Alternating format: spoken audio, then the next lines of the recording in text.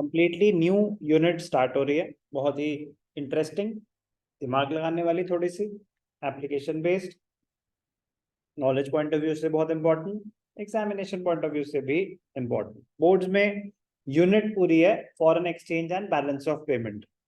Foreign exchange एक chapter है, balance of payments एक चैप्टर है, बट इंटरलेट, जैसे मनी एंड बैंकिंग था वैसे फॉरेन एक्सचेंज भी होगी। बोर्ड्स में वेटेज 6 मार्क्स है, बट बोर्ड्स तो बोर्ड्स में होंगे। अभी आपके लिए इंपॉर्टेंट, अभी एक चीज इंपॉर्टेंट है, कोई भी चीज आ सकती है। चलो, फॉरेन एक्सचेंज बीओपी, दो पार्ट्स। पहले हमारा सारा फोकस होगा फॉरेन एक्सचेंज पे। क्या होती है ये foreign exchange? Foreign exchange currency of a foreign country. India के लिए बाकी सारी कंट्रीज की जो करेंसी है क्या मानी जाएगी? वो फॉरेन एक्सचेंज। हमारे लिए यूएस डॉलर, यूके के पाउंड्स, कुवैत के दिनार, यूएई के दिरहम्स, जो भी फॉरेन करेंसी है, जो भी फॉरेन कंट्रीज की करेंसी है, उसको बोलते हैं फॉरेन एक्सचेंज। क्या बोलते हैं उसको? Foreign exchange. फॉरेन एक्सचेंज और फॉरेन एक्सचेंज रेट दो अलग टर्म्स हैं। All countries have their own currencies which are readily acceptable within their respective territories. For example, India में INR, US में US dollars, UK में pound. However, currency of one country is generally not accepted in some other country.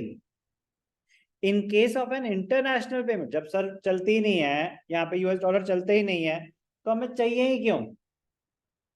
हमें चाहिए to make payments to foreign countries.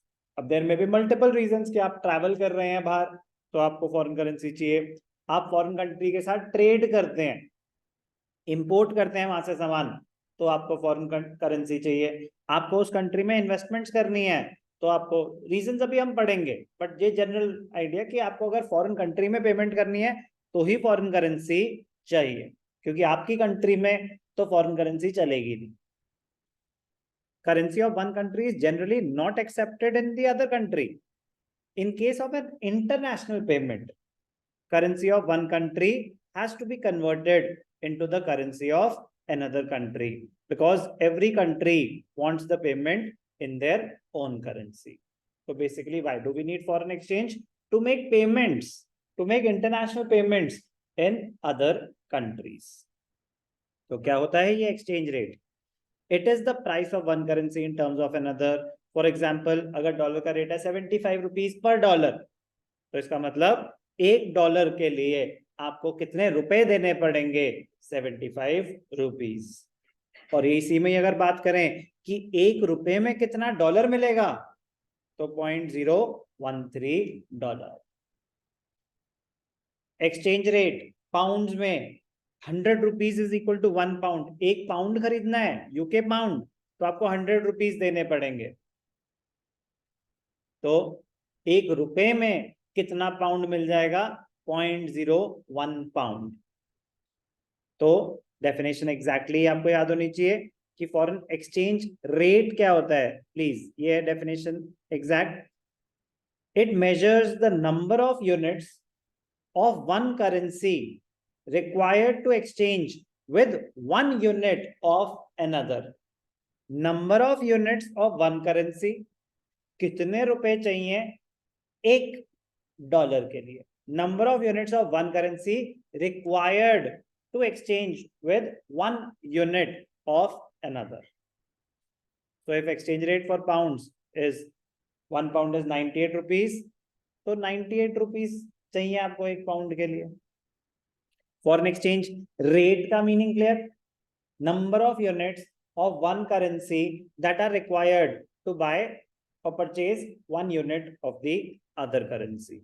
तो foreign exchange rate और foreign exchange दो अलग terms हैं। Foreign exchange refers to all the currencies other than the domestic currency. तो India के लिए INR, इंडियन रुपी के अलावा बाकी सब फॉरेन करेंसीज हैं। For example, India's domestic currency is Indian rupee and all other currencies like US dollar, British pound, Kuwaiti dinar, सब क्या हो जाएगा हमारे लिए? Foreign exchange. क्यों चाहिए फॉरेन एक्सचेंज? हमारे साथ अगर हमें इंटरनेशनल पेमेंट्स करनी है, for example if an American firm exports goods to India, वो हमें सामान बेच रहे हैं, वो एक्सपोर्टर है, हम इम्पोर्टर है, तो हम उनसे सामान खरीद रहे हैं, तो पैसे कौन देगा? हम देंगे या वो देंगे? हम देंगे। वो सामान बेच रहे हैं हमें, तो पेमेंट हमें करनी है, तो वो हमसे क्या लेंगे? इंडियन रुपीज या US dollar?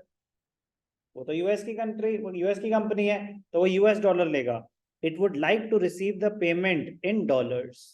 As a result Indian importer will have to convert the Indian, आप यहाँ बैठे हो तो आप इंडियन रुपीज को डॉलर में कन्वर्ट करके फिर पेमेंट करोगे। कोई doubt? It creates the problem of converting one currency into another and fixing the rate at, कैसे डिसाइड होगा कि भैया किस रेट पे डॉलर माना जाएगा? तो बात की बात है, डिटर्मिनेशन कैसे होती है? It is the problem of determination of foreign exchange rate. Foreign exchange rate, it refers to the rate at which one currency is exchanged for the other. ये सारी बातें हो गई, ठीक है। तो अभी मैंने आपको बस क्या बताया? Meaning of foreign exchange, meaning of foreign exchange rate.